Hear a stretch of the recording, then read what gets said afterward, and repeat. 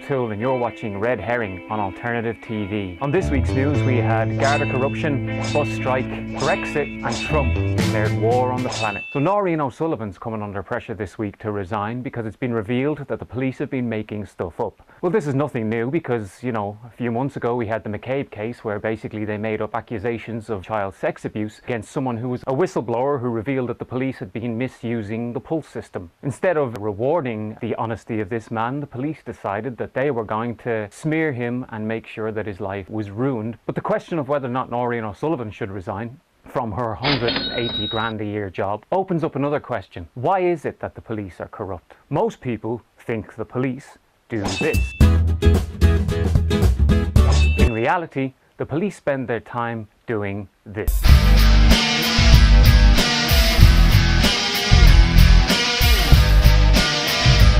When you live in an unequal society, defending an unequal society is inherently a corrupt job. The job of the police is to maintain stability in a society where one tiny group of people exploits the majority of people. Noreen O'Sullivan happens to be married to Jim McGowan, who was in charge of Operation Midson, a spying operation whereby the police basically spied and monitored water activists. Do you remember the mass movement of 100,000 of us who got out in the streets to peacefully protest because we didn't want to pay a regressive charge? Well, the police thought, you know, let's spy on these people. By all means, sack Noreen O'Sullivan, but if every apple you pull out of a barrel is rotten, then there's something wrong with the barrel. So maybe we should start discussing the nature of the police as an institution. Bus errand workers have been on strike against 40 cuts to their pay and conditions. But you wouldn't know this from watching the mainstream media and how they report the strike. All their headlines are about disruption, chaos, commuters can't get to work. It's not that the mainstream media lies, but what they do is they exaggerate certain things and leave out others. So of course when there's a strike, there's going to be some disruption. If you want to get a bus, the buses are on strike, you can't get your bus. What the mainstream media won't tell you is that if the bus drivers win their battle for pay and conditions, then all workers benefit. Because if the bus drivers lose their battle to defend their pay and conditions, then it will act as a signal for all employers in the country to start cutting wages and conditions. But missing a bus for one day is a minor inconvenience compared to a future without public services. The establishment parties have had a strategy over the last few years of cutting the subvention to public transport. They've slashed the amount of money that they put into Dublin Bus, Bus Air and Irish Rail. What that has done has created a fake economic crisis. This is the same approach they've taken with our health service. Fine Gael's ambition seems to be to have the entire population of Ireland on waiting lists by 2020. They want to run down the public service so they can justify handing it over into private hands. Also in the news this week, Theresa May, evil Tory overlord of Britain, has triggered Brexit.